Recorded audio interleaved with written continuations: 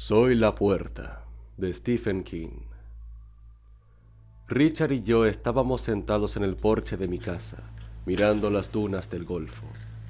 El humo de su cigarro se enroscaba mensamente en el aire, alejando a los mosquitos. El agua tenía un fresco color celeste, y el cielo era de un color azul más profundo y auténtico. Era una combinación agradable. «Tú eres la puerta», repitió Richard reflexivamente. «¿Estás seguro de que mataste al chico? ¿Y de que no fue todo un sueño?» «No fue un sueño, y tampoco lo maté. Ya te lo he explicado. Ellos lo hicieron. Yo soy la puerta». Richard suspiró. «¿Lo enterraste?» «Sí». «¿Recuerdas dónde?» «Sí». Hurgué en el bolsillo de la perchera y extraje un cigarrillo. Mis manos estaban torpes con sus vendajes. Me escocían espantosamente. «Si quieres verla, tendrás que traer el buggy de las dunas.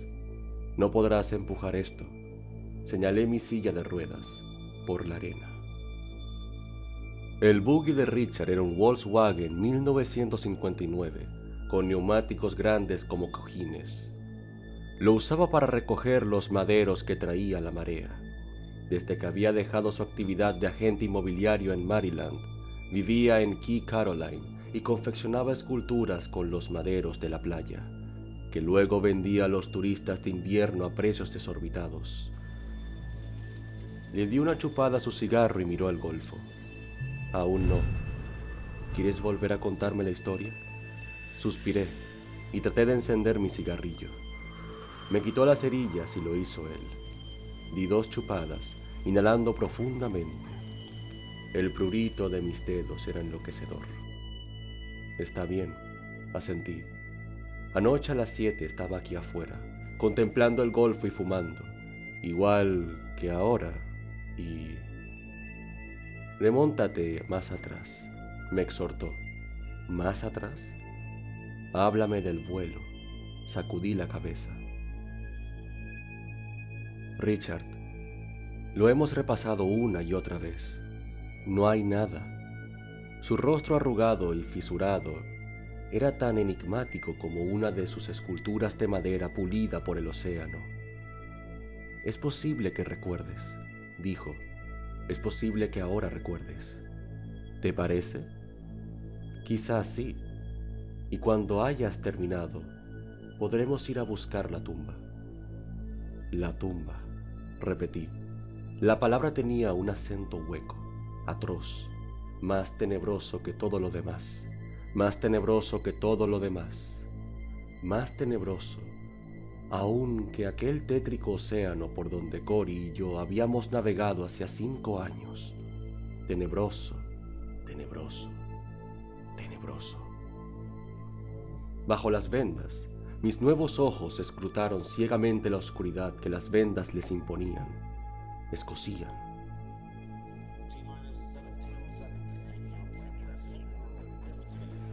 Cory y yo entramos en la órbita impulsados por el Saturno 16, aquel que los comentaristas denominaban el cohete Empire State Building. Era una mole, sí señor. Comparado con él, el viejo Saturno 1B parecía un juguete, y para evitar que arrastrase consigo la mitad de Cabo Kennedy, había que lanzarlo desde un silo de 70 metros de profundidad. Sobrevolamos la Tierra, verificando todos nuestros sistemas, y después nos disparamos, rumbo a Venus. El Senado quedó atrás, debatiendo un proyecto de ley sobre nuevos presupuestos para la exploración del espacio profundo, mientras la camarilla de la NASA rogaba que descubriéramos algo, cualquier cosa. «No importa qué», solía decir Don Lovinger, el niño prodigio del proyecto Zeus, cada vez que tomaba unas copas de más. «Tienen todos los artefactos, más 5 cámaras de TV reacondicionadas y un primoroso telescopio con 1 trillón de lentes y filtros. Encuentren oro o platino, mejor aún, encuentren a unos bonitos y estúpidos hombrecillos azules, para que podamos estudiarlos y explotarlos y sentirnos superiores a ellos. Cualquier cosa. Para empezar, nos conformaríamos con el fantasma de Blancanieves. Cory y yo estábamos ansiosos por complacerle, a poco que fuera posible. El programa de exploración del espacio profundo había sido siempre un fracaso. Desde Borman, Anders y Lovell, que habían entrado en órbita alrededor de la Luna en 1968 y habían encontrado un mundo vacío, hostil, semejante a una playa sucia, hasta Markham y Jax, que se posaron en Marte 15 años más tarde y encontraron un páramo de arena helada y unos pocos líquenes maltrechos. El programa había sido un fracaso costoso. Y había habido bajas. Pedersen y Lederer, que habían girado eternamente alrededor del Sol porque todo había fallado en el penúltimo vuelo Apolo. John Davis, cuyo pequeño observatorio en órbita había sido perforado por un meteorito a pesar de que solo existía una posibilidad entre 1000 de que se produjera semejante accidente. No, el programa espacial no prosperaba. Tal como estaban las cosas, el vuelo orbital alrededor de Venus sería nuestra última oportunidad de cantar victoria. Fue un viaje de 16 días. Comimos un montón de concentrados, jugamos muchas partidas de naipes y nos contagiamos mutuamente un resfriado. Y desde el punto de vista técnico fue un paseo. Al tercer día, perdimos un transformador de humedad atmosférica, recurrimos al dispositivo auxiliar y eso fue todo, con excepción de algunas nimiedades, hasta el regreso. Vimos cómo Venus crecía y pasaba del tamaño de una estrella al de una moneda de 25 céntimos y luego al de una bola de cristal lechoso. Intercambiamos chistes con el control de Huntsville, escuchamos cintas magnetofónicas de Wagner y los Beatles, vigilamos los dispositivos automáticos que lo abarcaban todo, desde las mediciones del viento solar hasta la navegación del espacio profundo. Practicamos 2 correcciones de rumbo a mitad de trayecto, ambas infinitesimales, y después de 9 días de vuelo, Cory salió de la nave y martilló la AEP retráctil hasta que ésta se decidió a funcionar. No pasó nada raro hasta que... ¿La AEP? Me interrumpió Richard. ¿Qué es eso? Un experimento frustrado. La jerga de la NASA para designar la antena de radio profundo. Irradiábamos ondas pi a alta frecuencia para cualquiera que se designara escucharnos. Me froté los dedos contra los pantalones, pero fue inútil. En todo caso empeoró el prurito. El mismo principio del radiotelescopio de West Virginia. Tú sabes, el que escucha a las estrellas. Solo que en lugar de escuchar, transmitíamos, sobre todo a los planetas del espacio profundo, Júpiter, Saturno, Urano, si hay vida inteligente en ellos. En ese momento se estaba escuchando una siesta. ¿El único que salió fue Cory? Sí, y sí introdujo una peste interestelar. La telemetría no lo detectó. Igualmente, no importa, proseguí irritado. Solo interesa el aquí y el ahora. Anoche ellos asesinaron a ese chico, Richard. No fue agradable verlo, ni de sentirlo. Su cabeza estalló, como si alguien le hubiese ahuecado los sesos y le hubiera introducido una granada de mano en el cráneo. Termina el relato, dijo Richard. Lancé una risa hueca. ¿Qué quieres que te cuente? Entramos en una órbita excéntrica alrededor del planeta, una onda radical, declinante, de 90%, 15 kilómetros. En la segunda pasada nuestro apogeo estuvo más alto y el perigueo más bajo. Disponíamos de un máximo de 4 órbitas. Recorrimos las 4. Le echamos una buena mirada al planeta. Más de 600 fotos y Dios sabe cuántos metros de película. La capa de nubes está formada en partes iguales por metano, amoníaco, polvo y mierda voladora. Todo el planeta se parece al Gran Cañón en un túnel de viento. Cory calculó que el viento soplaba a unos 900 por hora cerca de la superficie. Nuestra sonda transmitió durante todo el descenso y después se apagó con un gemido. No vimos vegetación ni rastros de vida. El espectroscopio solo detectó vestigios de minerales valiosos. Y eso era Venus. Nada de nada. Con una sola salvedad. Me asustó. Era como girar alrededor de una casa embrujada en medio del espacio. Sé que esta no es una definición muy científica, pero viví sobrecogido por el miedo hasta que nos alejamos de allí. Creo que si se nos hubieran parado los cohetes, me habría degollado en medio de la caída. No es como en la luna. La luna es desolada, pero relativamente antiséptica. El mundo que vimos era totalmente distinto en cuanto se había visto antes. Quizás sea una suerte que esté cubierto por el manto de nubes. Parecía una calavera descarnada. Esta es la única analogía que se me ocurre. Durante el vuelo de regreso nos enteramos de que el Senado había resuelto reducir a la mitad el presupuesto para la exploración espacial. Cory dijo algo así como: «Parece que volvemos a la época de los satélites meteorológicos, Artie». Pero yo estaba casi contento. Quizás el espacio no es un buen lugar para nosotros. 12 días más tarde, Cory estaba muerto, y yo había quedado lisiado para toda la vida. Todas las desgracias me ocurrieron durante el descenso. Falló el paracaídas. ¿Qué te parece esta ironía? Habíamos pasado más de un mes en el espacio, habíamos llegado más lejos que cualquier otro ser humano, y todo terminó mal, porque un tipo con prisa por tomarse un descanso dejó que ese se enredara unos cordeles. La caída fue violenta. Un tripulante de uno de los helicópteros dijo que nos precipitamos del cielo como un bebé gigantesco, con la placenta flameando atrás.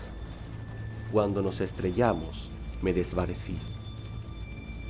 Recuperé el conocimiento mientras me transportaban por la cubierta del Portland.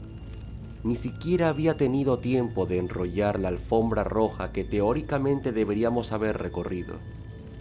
Yo sangraba, y me llevaban a la enfermería sobre una alfombra roja que no estaba ni remotamente más roja que yo.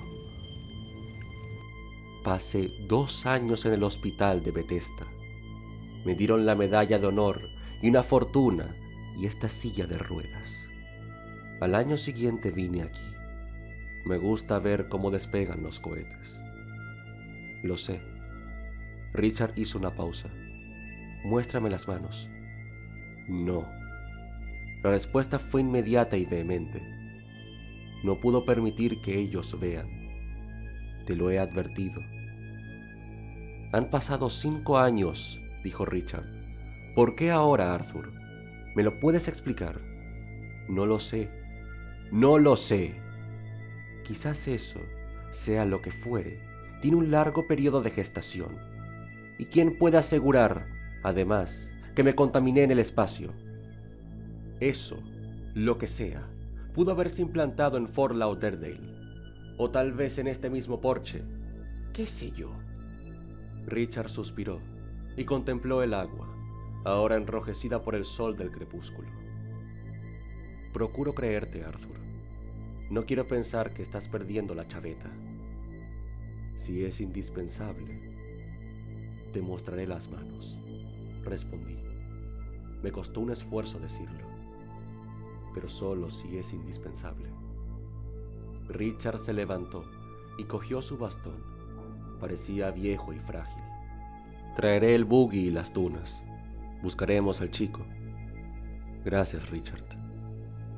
Se encaminó hacia la huella accidentada que conducía a su cabaña. Veía el tejado de ésta asomando sobre la duna mayor, la que atraviesa casi todo el ancho de Key Caroline. El cielo había adquirido un feo color ciruela sobre el agua en dirección al cabo, y el fragor del trueno me llegó débilmente a los oídos. No sabía cómo se llamaba el chico, pero lo veía de vez en cuando, caminando por la playa al ponerse el sol, con la criba bajo el brazo. El sol le había bronceado y estaba moreno, casi negro, y siempre vestía unos vaqueros deshilachados, tijereados, a la altura del muslo. Del otro lado de Key Caroline hay una placa pública, y en una jornada nada propicia un joven emprendedor puede reunir hasta $5, tamizando pacientemente la arena en busca de monedas enterradas. A veces le saludaba agitando la mano, y él contestaba de igual manera, ambos con displicencia.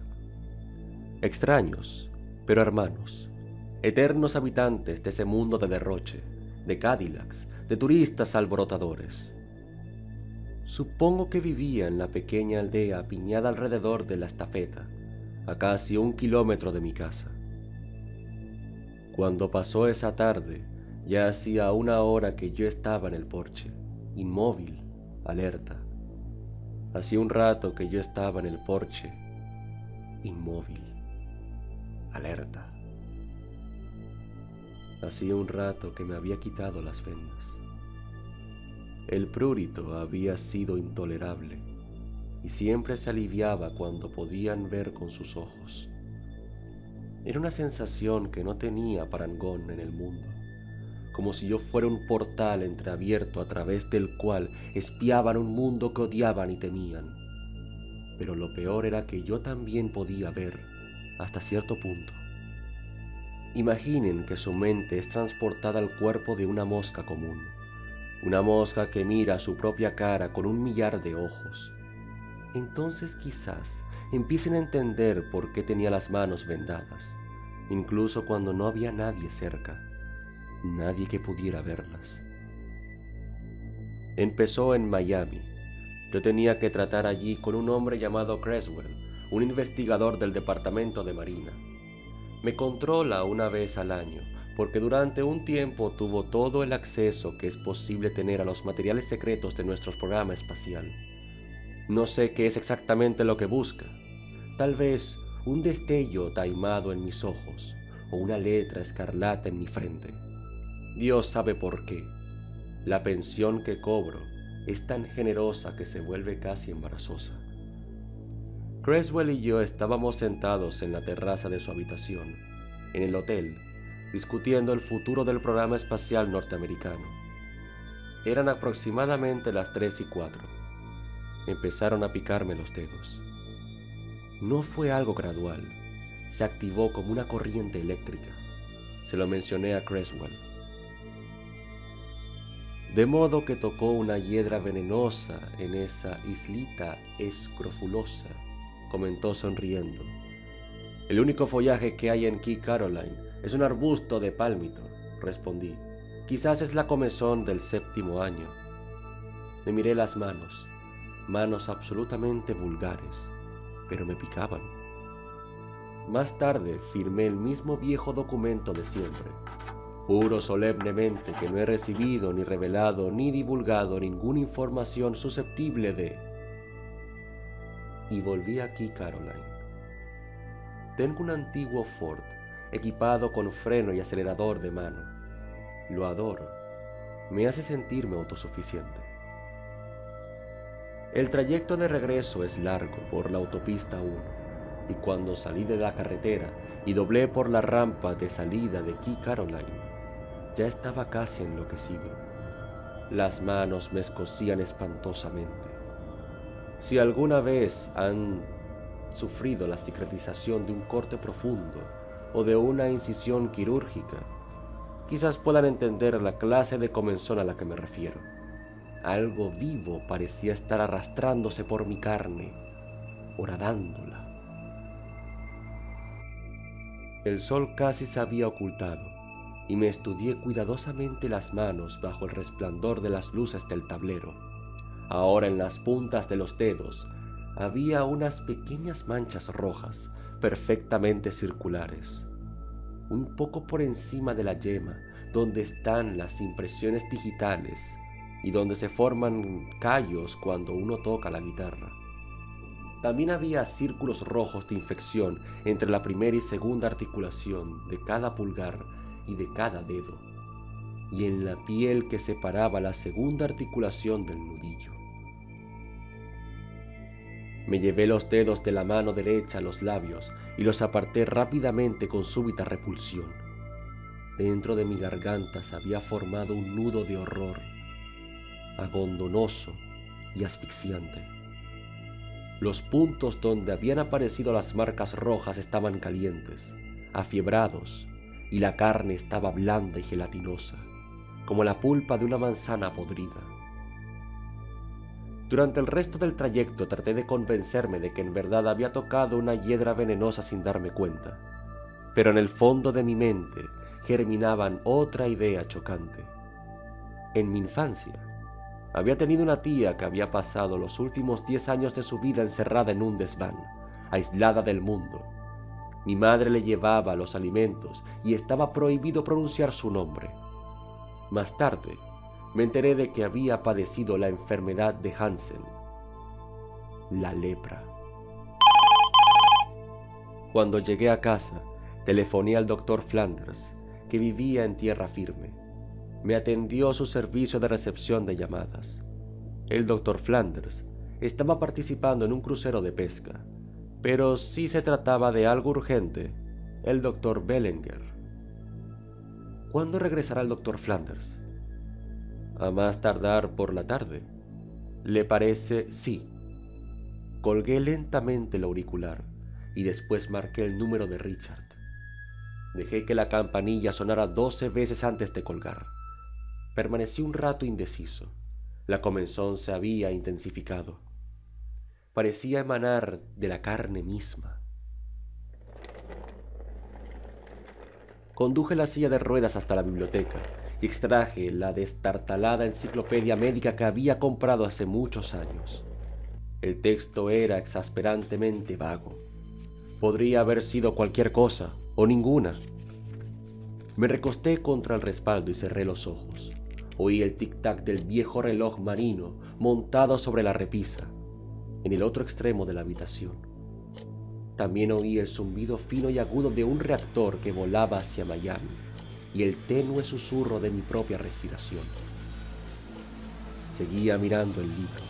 El descubrimiento me infiltró lentamente en mí y después se implantó con aterradora brusquedad. Tenía los ojos cerrados, pero seguía mirando el libro. Lo que veía era algo desdibujado y monstruoso, una imagen deformada, cuatridimensional, pero igualmente inconfundible de un libro. Y yo no era el único que miraba. Abrí los ojos y sentí la contradicción de mi músculo cardíaco. La sensación se acentuó un poco, pero no por completo. Estaba mirando el libro, viendo con mis propios ojos las letras impresas y las ilustraciones, lo cual era una experiencia cotidiana, perfectamente normal. Y también lo veía desde un ángulo distinto, más bajo y con otros ojos. No lo veía como un libro, sino como algo anómalo, algo de configuración aberrante e intención ominosa. Alcé las manos lentamente hasta mi rostro y tuve la macabra imagen de mi sala transformada en una casa de horrores. Lancé un alarido. Unos ojos me espiaban entre las fisuras de la carne de mis dedos, y en ese mismo instante vi cómo la carne se dilataba, se replegaba, a medida que esos ojos se asomaban intensamente a la superficie. Pero no fue eso lo que me hizo gritar. Había mirado mi propia cara y había visto un monstruo.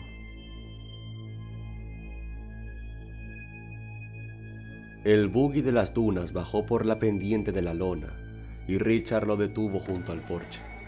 El motor ronroneaba intermitentemente. Hice rodar mi silla de ruedas por la rampa situada a la derecha de la escalinata común y Richard me ayudó a subir al vehículo. «Muy bien, Arthur», dijo. «Tú mandas. ¿A dónde vamos?» Señalé en dirección al agua, donde la duna mayor finalmente empieza a menguar. Richard hizo un ademán de asentimiento. Las ruedas posteriores giraron en la arena y partimos. Yo solía burlarme de Richard por su manera de conducir, pero esa noche no lo hice. Tenía demasiadas cosas en las cuales pensar.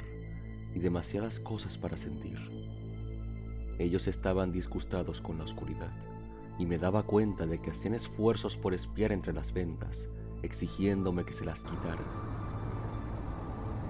El buggy se zarandeaba y rugía entre la arena en dirección al agua, y casi parecía levantar vuelo desde la cresta de las dunas más bajas.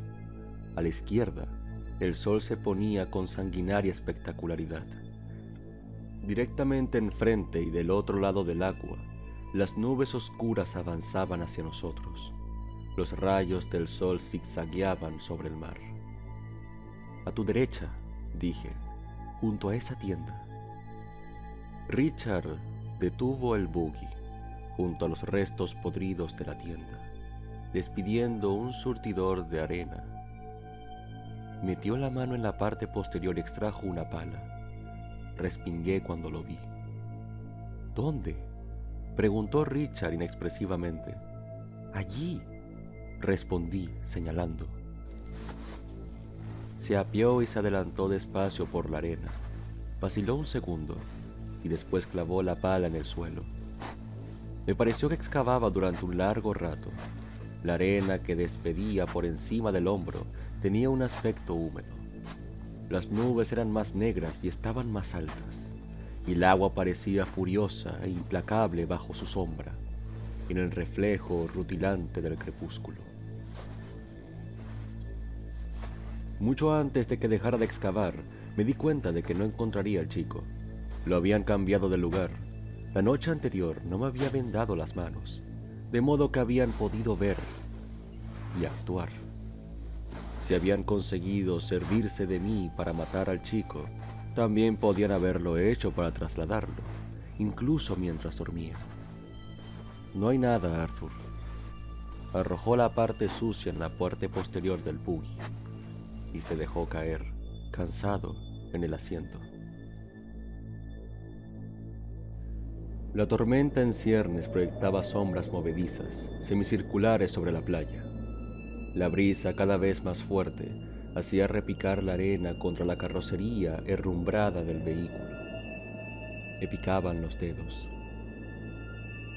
«Me usaron para transportarlo», dije con voz opaca. «Están asumiendo el control, Richard. Están forzando su puerta para abrirla, poco a poco. 100 veces por día me descubro en pie, delante de un objeto que conozco como una espátula, un cuadro o una lata de guisantes, sin saber cómo he llegado allí.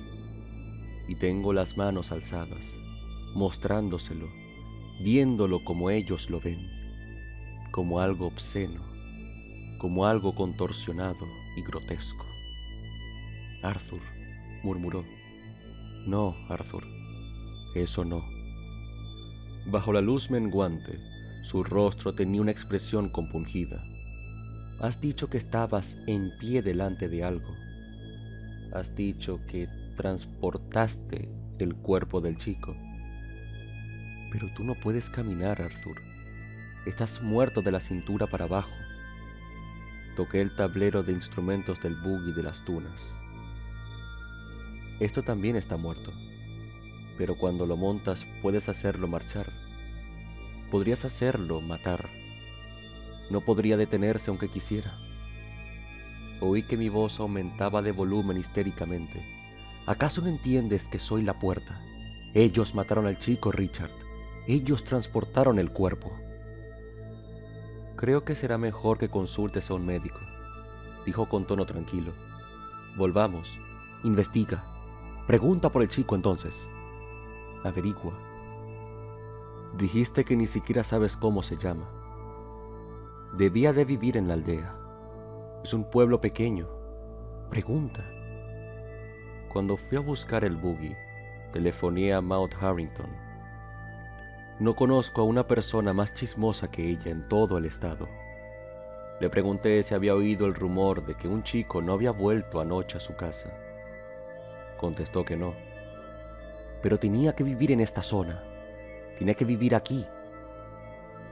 Arthur se dispuso a hacer girar la llave del encendido, pero le detuve. Se detuvo para mirarme y yo empecé a quitarme las vendas de las manos. El trueno murmuraba y gruñía desde el golfo.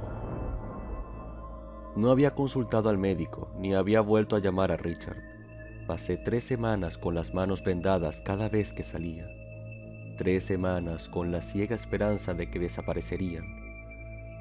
No era un comportamiento racional, lo confieso. Si yo hubiera sido un hombre sano que no necesitaba una silla de ruedas para sustituir sus piernas, o que había vivido una vida normal, quizás habría recurrido al doctor Flanders o a Richard.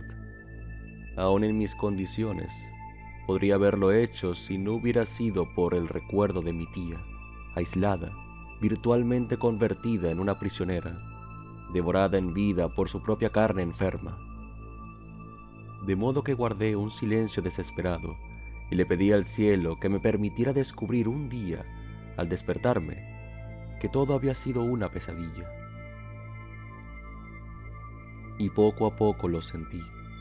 A ellos, una inteligencia anónima. Nunca me pregunté qué aspecto tenían ni de dónde provenían. Habría sido inútil. Yo era una puerta y su ventana abierta sobre el mundo. Recibía suficiente información de ellos para sentir su revulsión y su horror, para saber que nuestro mundo era muy distinto al suyo. La información también me bastaba para sentir su odio ciego, pero igualmente seguían espiando. Su carne estaba implantada en la mía. Empecé a darme cuenta de que me usaban, de que en verdad me manipulaban. Cuando pasó el chico, alzando la mano para saludarme con la displicencia de siempre, yo ya casi había resuelto llamar a Creswell, a su número del departamento de Marina. Había algo cierto en la teoría de Richard.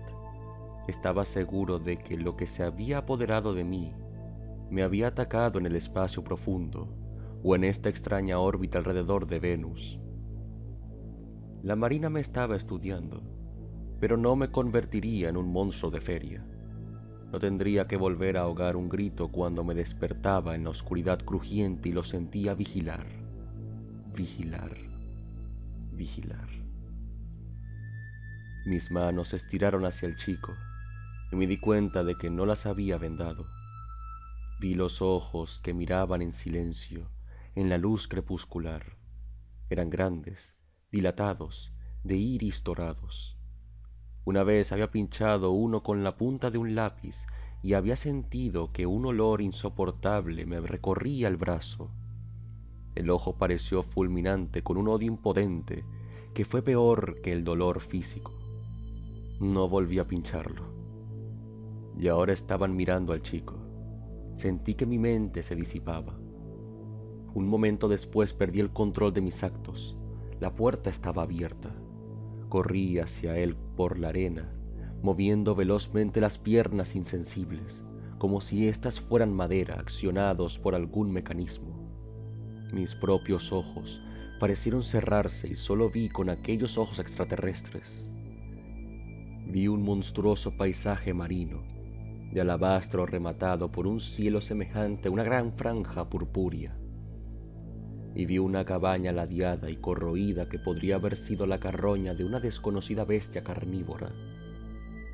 Y vi un ser abominable que se movía y respiraba y llevaba debajo del brazo un artefacto de madera y alambre.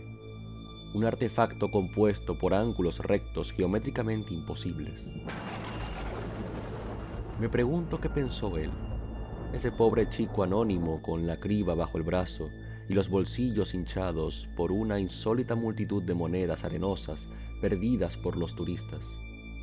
¿Qué pensó él cuando los rayos postreros del sol cayeron sobre mis manos, rojas y fisuradas, y fulgurantes con su carga de ojos? ¿Qué pensó cuando las manos batieron súbitamente el aire un momento antes de estallarle la cabeza? Sé qué fue lo que pensé yo. Pensé que había atisbado por encima del borde del universo y había visto ni más ni menos que los fuegos del infierno. El viento tironeó de las vendas y las transformó en pequeños gallardetes flameantes a medida que las desenrollaba. Las nubes habían ocultado los vestigios rojos del crepúsculo, y las dunas estaban oscuras y cubiertas de sombras. Las nubes desfilaban y bullían sobre nuestras cabezas. «Debes hacerme una promesa, Richard», dije levantando la voz por encima del viento cada vez más fuerte. «Si tienes la impresión de que intento hacerte daño, corre, ¿me entiendes?» «Sí». El viento agitaba y ondulaba su camisa de cuello abierto.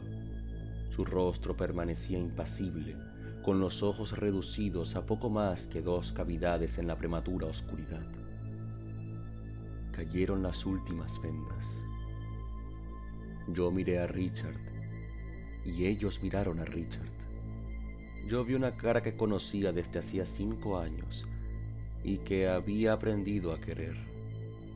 Ellos vieron un monolito viviente, deforme. «¿Lo ves?», dije roncamente. «Ahora los ves». Se apartó involuntariamente. Sus facciones permanecieron dominadas por un súbito pavor incrédulo. Un rayo hendió el cielo, los truenos rodaban sobre las ruedas, y el agua se había ennegrecido como la del río Estigia. Arthur, qué inmundo era. ¿Cómo podía haber vivido cerca de él? ¿Cómo podía haberle hablado? No era un ser humano, sino una pestilencia muda. Era. «Corre, Richard, corre». Y corrió. Corrió con grandes zancadas. Se convirtió en un patíbulo recortado contra el cielo impotente. Mis manos se alzaron sobre mi cabeza con un ademán aullante, aleteante, con los ojos estirados hacia el único elemento familiar de ese mundo de pesadilla, estirados hacia las nubes. Y las nubes respondieron. Brotó un rayo colosal, blanco, azulado, que pareció marcar el fin del mundo. Alcanzó a Richard, lo envolvió.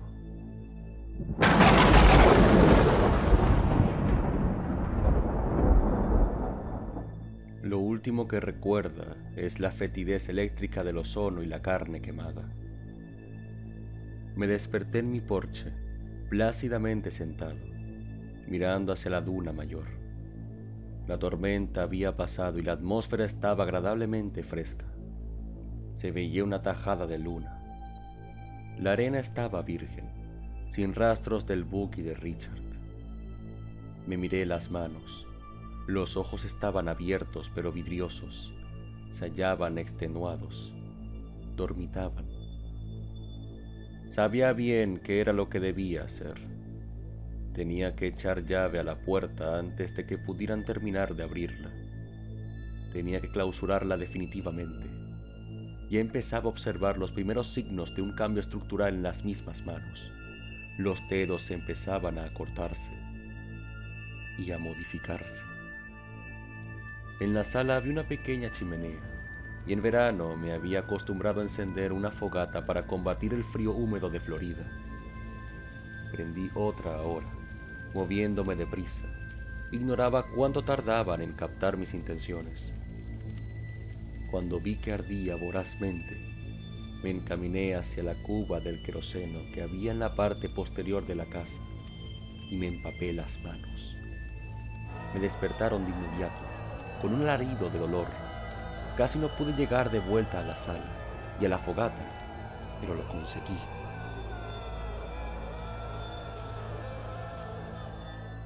Todo eso sucedió hace 7 años. Aún estoy aquí, contemplando el despegue de los cohetes. Últimamente se han multiplicado. Este es un gobierno que da importancia a la exploración espacial.